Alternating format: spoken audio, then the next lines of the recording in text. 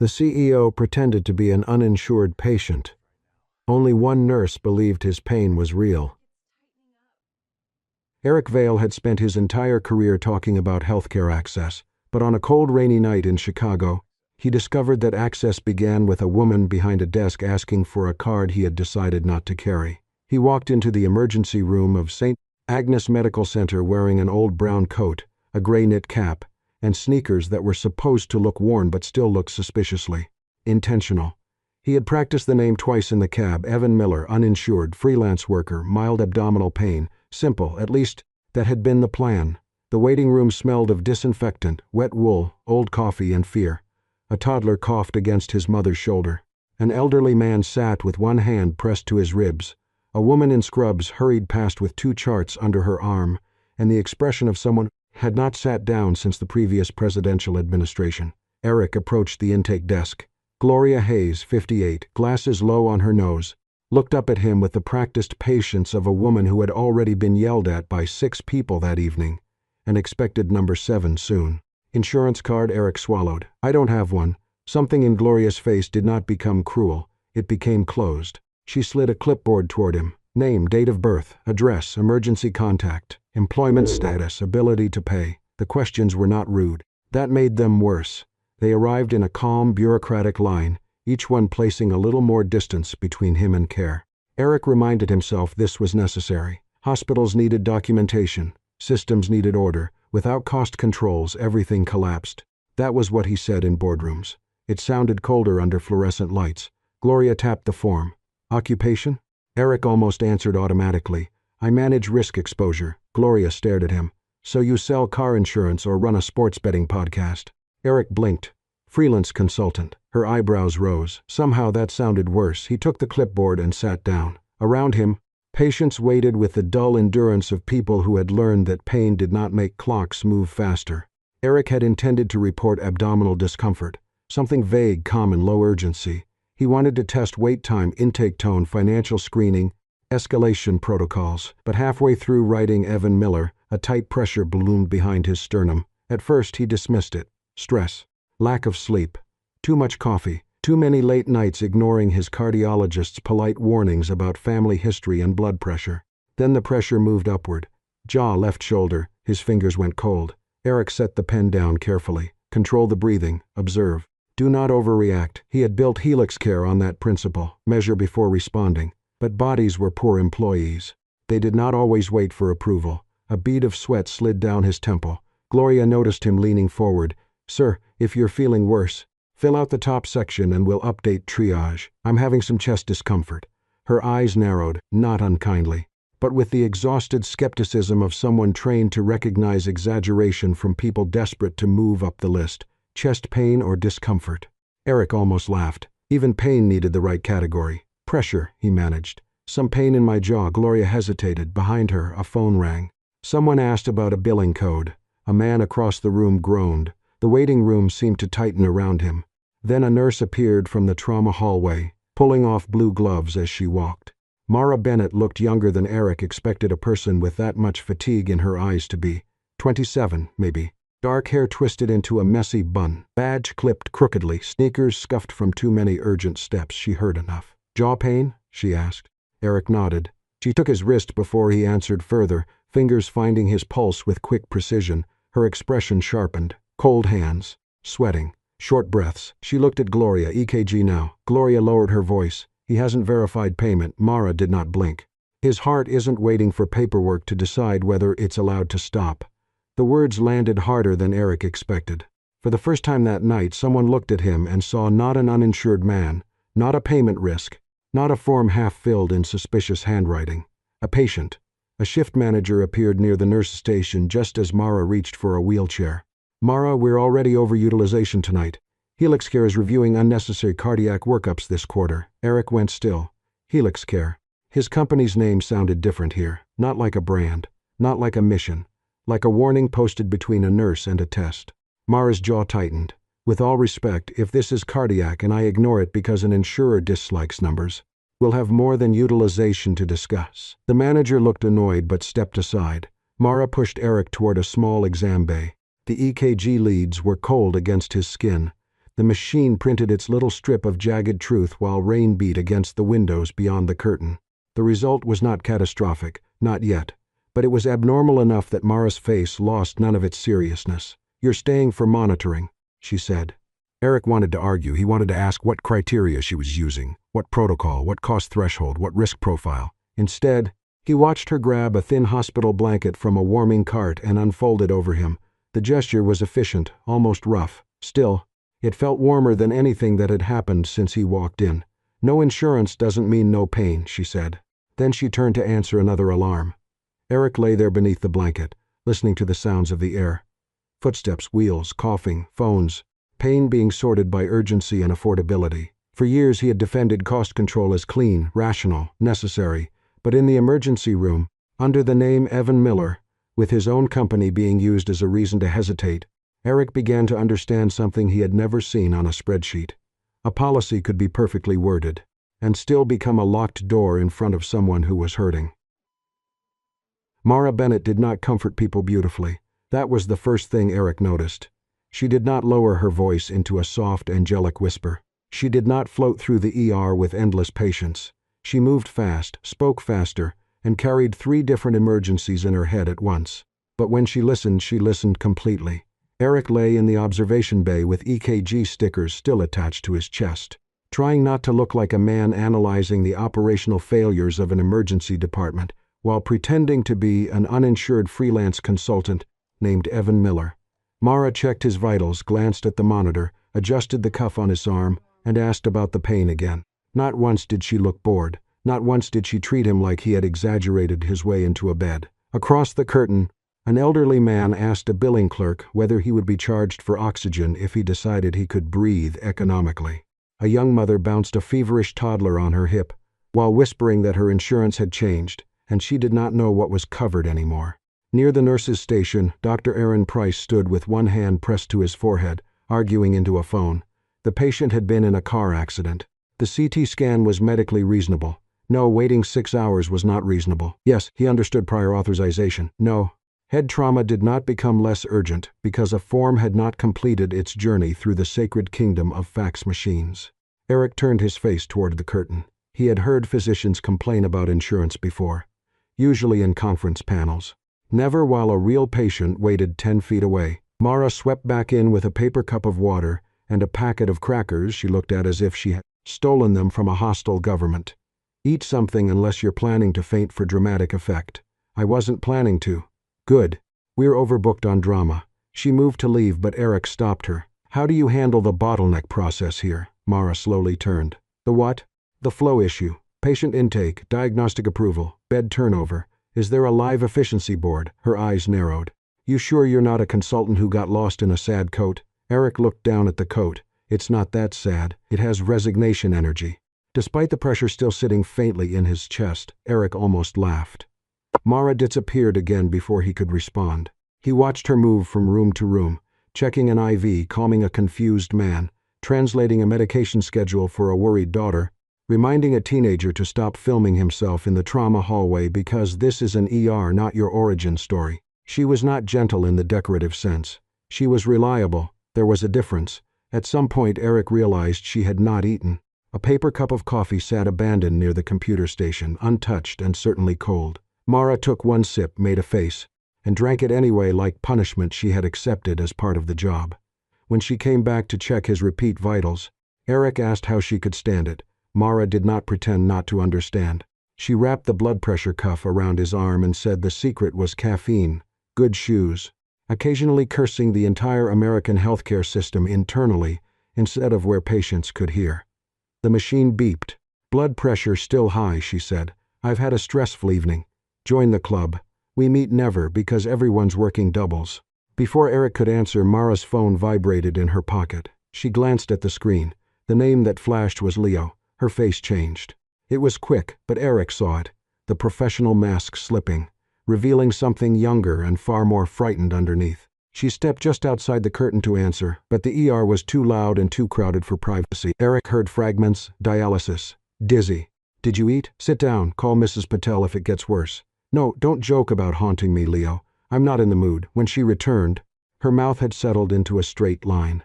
"Everything okay?" Eric asked. Mara clipped his chart back onto the rail. "That is a rude question in a hospital. Sorry, my brother. Chronic kidney disease. He's 17 and dramatic enough to be medically classified as theater." She said it lightly, but the hand holding the chart was tense. Eric's instinct rose before he could stop it. He knew nephrologists. He knew hospital administrators. He knew funding channels, specialists, medication pathways, private case managers. He could help. The words were almost out. Mara saw them coming. "No, I didn't say anything." "You got the face." "What face?" "The face men get right before they try to solve my life with resources they should not have brought into conversation." Eric closed his mouth. She pointed the chart at him. "You are currently an uninsured freelance consultant in a coat with resignation. Energy. Stay in character." He should have been offended. Instead, he found himself oddly grateful. Then Mrs. Alvarez began screaming. The sound cut through the whole ER. Mara was moving before anyone called her. Eric could see through the gap in the curtain. An older woman doubled over in a chair, one hand clamped to her abdomen, her daughter pleading with Gloria at intake. Mrs. Alvarez had no insurance. She had been waiting for hours. The pain had worsened. The approval for imaging had not cleared because no payment source was verified. Mara knelt in front of her, asked 3 questions, pressed gently on her abdomen, and looked up sharply. Possible appendicitis. "She needs imaging now." The shift manager appeared again, already exhausted, already defensive. There was no approval. Radiology had been told to reduce non-reimbursed scans. HelixCare was auditing unnecessary emergency diagnostics across partner hospitals. Agnes could not keep absorbing losses because every abdominal pain became a CT. Mara stood. For the first time, Eric saw her anger fully, not loud.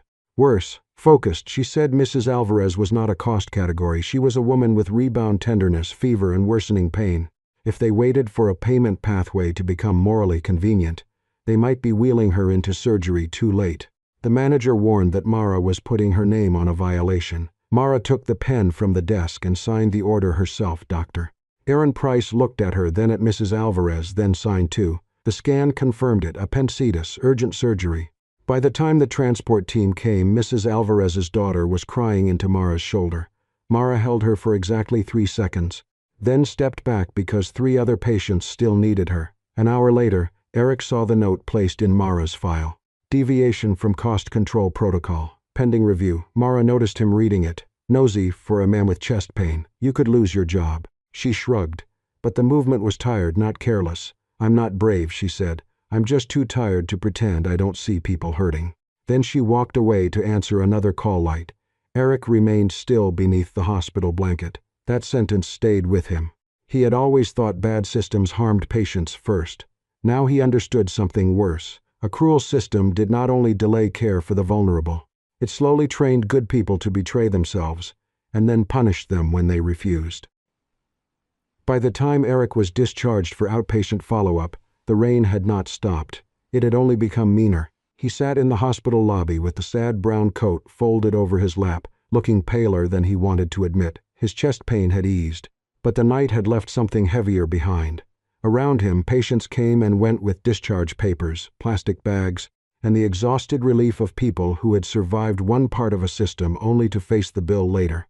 Mara walked out of the ER 40 minutes after her shift should have ended. Her hair was half falling from its bun. Her scrub pocket bulged with pens, alcohol wipes, and one granola bar that looked old enough to have legal rights. She saw Eric still sitting there and stopped. "You waiting for a dramatic rescue?" "I'm waiting for a taxi. In this rain, that appears to be the flaw in the plan." She studied him. Then she sighed with the weariness of a woman who knew she was about to be kind and resented the inconvenience. "I can drop you near the train." Eric hesitated. He had ridden in private cars, corporate SUVs, executive shuttles, and once a helicopter that had made him reconsider arrogance. Mara's car was different. The passenger seat was buried beneath a winter coat, a lunch container, 2 medical textbooks, a pair of compression socks still in packaging, and a reusable water bottle covered in stickers that said things like "Nurses, call the shots," and "Hydrate or dihydrate." Eric stood beside the open door, unsure where to place his body. Mara moved an anatomy flashcard deck and shoved the coat into the back seat. "Nurse car," she said. "It's an emergency room with wheels, worse coffee, and more unpaid parking tickets." He climbed in carefully. A book slid onto his foot. "Is this renal pharmacology light reading? For whom?" "A haunted nephrologist." Mara looked at him, surprised. Then she laughed. It was short, rough, and real enough to make Eric want to earn another one. They drove through Chicago under streetlights blurred by rain. Without the noise of the ER, Mara seemed both younger and more tired. She kept one hand on the wheel. The other, loosely around a coffee cup she had clearly forgotten, was empty. Eric told her carefully that he worked in healthcare management. It was not a lie. It was also not the truth in any form that mattered. He said he used to believe systems had to be cold to be fair. If rules bent too much, abuse entered. If costs were not controlled, everyone paid more. If every exception became policy, the structure collapsed. Mara kept her eyes on the road. Cold systems usually make poor people cold first. The sentence landed between them. No anger, no speech, just experience. She told him a little about Leo then, 17, chronic kidney disease. Too smart for his own good. Too fond of jokes involving his possible ghost. Mara had once planned to become a nurse practitioner. Maybe work in community care, maybe have a schedule that allowed her to sleep like a human being. Then Leo's illness worsened. Their mother died. Bills grew teeth. School became something she placed on a shelf and promised she would return to someday. Eric wanted to help before she finished speaking. He imagined tuition, specialists, medication access, a discreet fund, one call to the right person. He said none of it. That silence felt like lifting a weight with muscles he had never used. Mara's phone rang when they were 6 blocks from the train. Leo. She answered on speaker only after warning Eric that if her brother said anything embarrassing, he was legally required to forget it. Leo's voice was thin but bright. He felt dizzy. He had eaten, technically, no. Chips counted emotionally, not medically. Mara's face tightened. She changed direction. Eric did not ask. He simply held the empty coffee cup when she handed it to him, and braced as she took a turn fast enough to suggest nurses ignored traffic laws when family was involved. Leo lived with Mara in a narrow apartment above a closed thrift store. The place was clean but crowded. Pill organizers on the counter, dialysis appointment reminders on the fridge, textbooks stacked beside comic books. Leo was on the couch under a blanket, pale but alert enough to inspect Eric. "So this is the sad coat guy?" Mara groaned. Eric looked down at himself. "The coat has received a lot of feedback tonight." Leo nodded. "You also sound like an insurance call center trying to become a person." For the second time that night, Eric laughed before he could stop himself.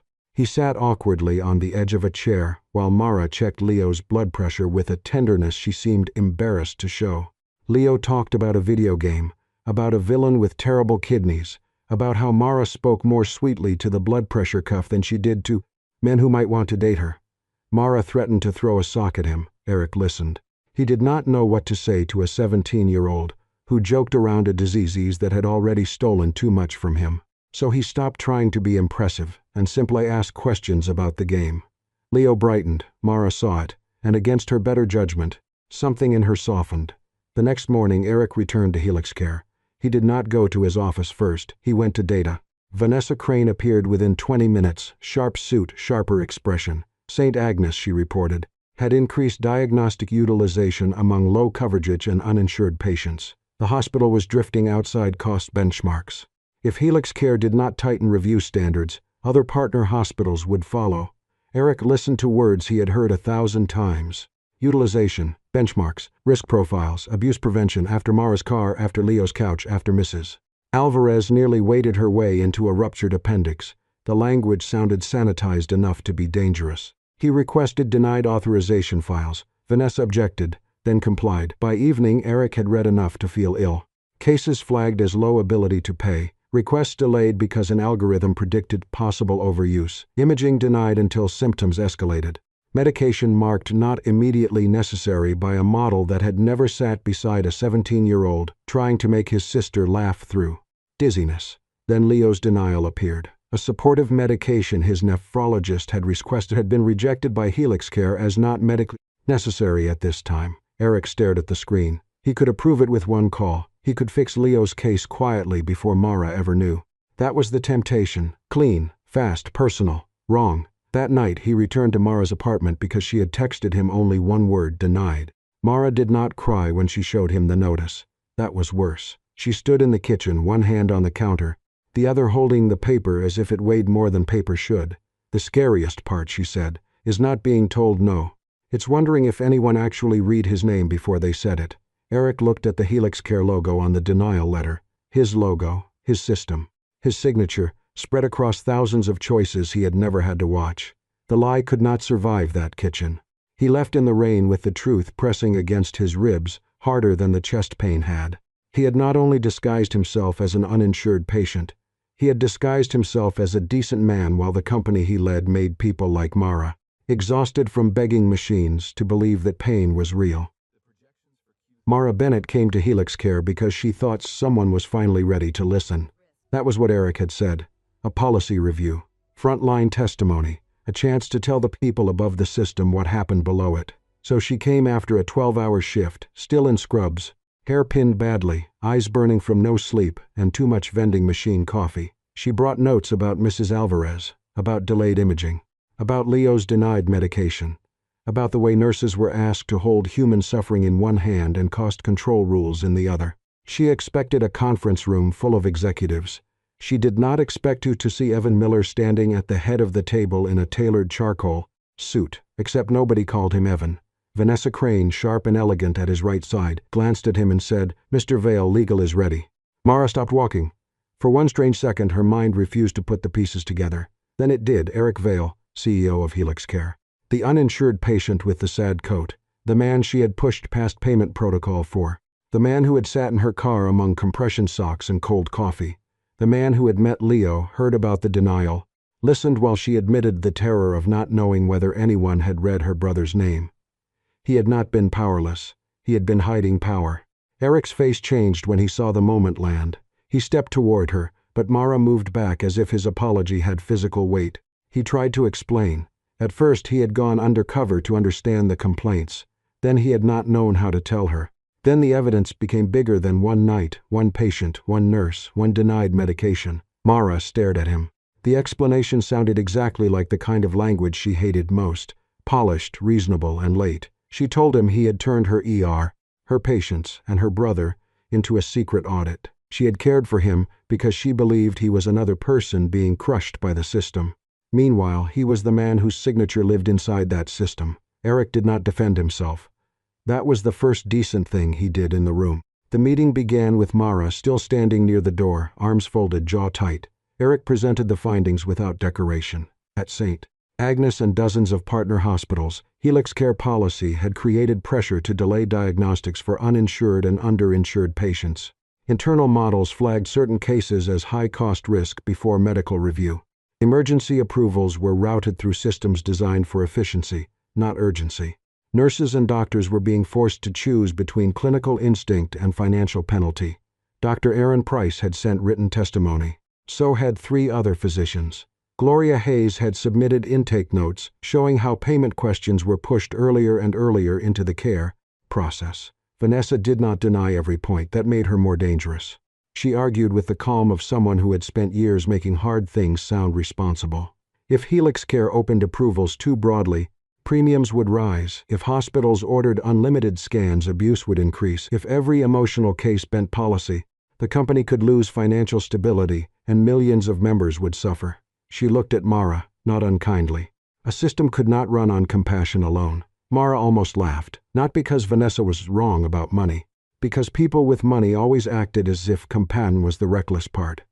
Then Vanessa turned to Eric. He had to choose, she said. A few heartbreaking stories, or the stability of the whole system. The room went quiet. Eric looked at Mara. She hated that some part of her still wanted him to be the man from the car. The one who had listened to Leo explain video game villains. The one who had laughed when her brother called him an insurance call center trying to become human. Then someone asked if Mara wanted to speak. She nearly refused. She would not become the nurse in Eric Vale's redemption story. She would not stand there so Helix Care could later say it had listened to real voices while returning to the same cruelty with softer branding. But Mrs. Alvarez had almost waded herself into surgery too late. Leo's denial letter was still folded in Mara's bag, so she spoke. She said patients were not financial loopholes. Nurses were not security guards hired to stand between poor people and treatment. Doctors should not have to argue with phone trees while patients bled, seized, waited, worsened. Her voice shook only once. A system that required caregivers to pretend pain was invisible had become sick before the patients ever walked in. No one interrupted her. When she finished, Eric stood. He did not thank her in that corporate way that made gratitude sound like a transaction. He did not call her brave. He did not make her pain beautiful for the room. He said Helix Care had failed, not abstractly, under his leadership. He announced an independent audit of denial and delay patterns, immediate suspension of the cost-risk algorithm in emergency cases, a physician-led urgent approval pathway, retroactive review of denied critical medications, and a community hospital support fund governed outside Helix Care's marketing department. Vanessa went pale. Legal whispered. The board members looked like they were watching money leave the building through every vent. Mara felt no triumph. After the meeting, Eric followed her into the hallway. He said Leo's medication would be reviewed immediately. Mara turned on him. Leo would submit through the new process like everyone else. If the drug was approved, it would be because a doctor read his file. Not because the CEO felt guilty about lying to his sister. Eric absorbed that. Slowly, painfully, he understood. Loving someone did not give him the right to make a private exception out of their suffering. Mara left without looking back.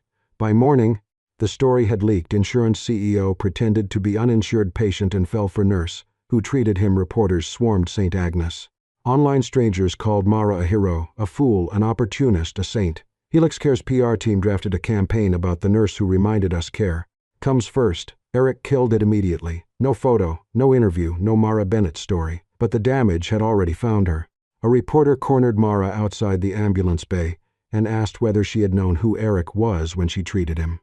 She looked past the camera, furious and exhausted. The scandal had entered her life because of his lie, and even if Eric was finally changing the system, Mara did not yet know whether she could forgive the man who had made her private compassion public property. A few months later, Helix Care still had lawyers. That was how Mara knew the company had not become holy overnight. There were still meetings, arguments, angry investors and executives who looked at compassion as if it had arrived without a budget code. But something had changed in ways people at St. Agnes could feel before anyone printed a press release. Emergency approvals now went through independent physicians, not only cost review software. Community hospitals received support for treating uninsured patients without being punished for every scan, every test, every human instinct that said, look closer before it's too late. The cost-risk algorithm had been suspended in emergency settings and placed under external audit. Patients could finally see why a service was denied, not a vague phrase, not a cold paragraph, a reason, a name, a path to appeal. It was not enough to fix everything, but it was enough to prove the old way had not been inevitable. Leo's medication was approved through the new review process. Mara read the letter 3 times, looking for the hidden exception, the private favor. The place where Eric Vale had slipped his guilt into her brother's file. There was none. A physician panel had reviewed Leo's history, his nephrologist's notes, Anslab trends and the risks of waiting. The approval was clean, documented, replicable. For the first time in months, Mara cried without hating herself for it. Leo found her in the kitchen, holding the paper against her chest.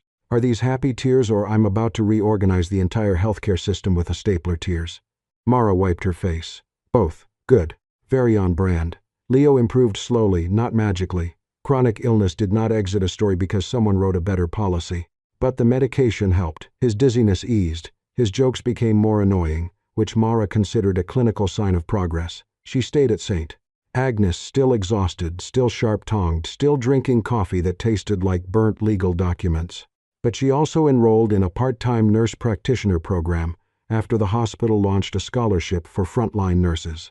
Not Mara's scholarship, a real one, open to nurses across partner hospitals. She applied under her own name and won under her own merit. That mattered more than any gift would have. Eric changed too, not in the dramatic way headlines preferred. He stepped back from direct control over several medical policy divisions and accepted an independent clinical oversight board with the power to challenge Helix Care decisions. Vanessa Crane stayed, though not unchanged. She still cared about cost. She still warned that compassion without structure could collapse under its own weight. But she stopped speaking as if numbers were the only reality. One day in a meeting, Vanessa said almost quietly that financial stability was not the same thing as moral health. Eric did not smile. He simply wrote it down. The next time Mara saw him, he was sitting in the last row of a patient rights training session at St. Agnes. No cameras. No PR team. No tailored suit sharp enough to cut apology into something marketable. Just Eric in a dark sweater and plain coat, listening while Mara spoke to a room of nurses, administrators, and caseworkers about believing patients before doubting them. She saw him halfway through and nearly lost her sentence. Then she kept going, because the training was not for him. That was another thing he had finally learned. Afterward, Mara found him near the vending machine, staring at the hospital coffee options like a man considering a medical risk. He chose one, took a sip, regretted several life decisions. Mara leaned against the wall beside him. If you can survive emergency room coffee, you might be ready to become a normal person. Eric looked at the cup. This tastes like a printer jam. That's the Colombian roast. He laughed softly. The sound was different from the first night. Less controlled. Less surprised by itself. For a moment, neither of them said the thing standing between them. The lie, the ear, Leo's denial, the reporters. The way trust had cracked before it had even learned how to stand. Eric spoke first. He did not ask for forgiveness. Mara respected that.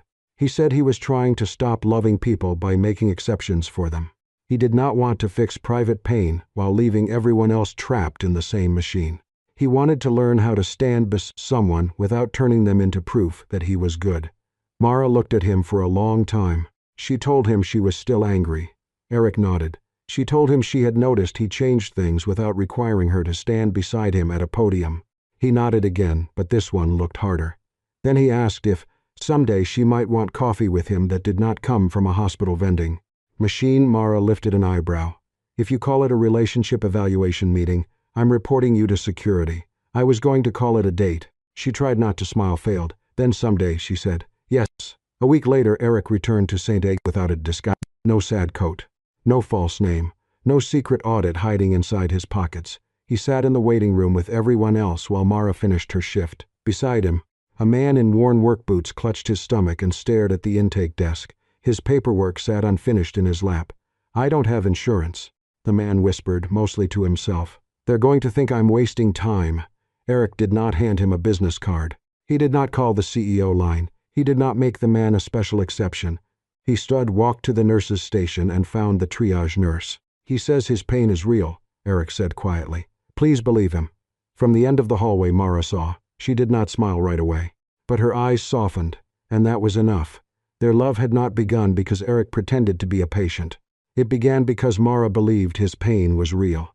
And it grew when Eric finally understood that every pain deserved to be believed before anyone decided what it was worth.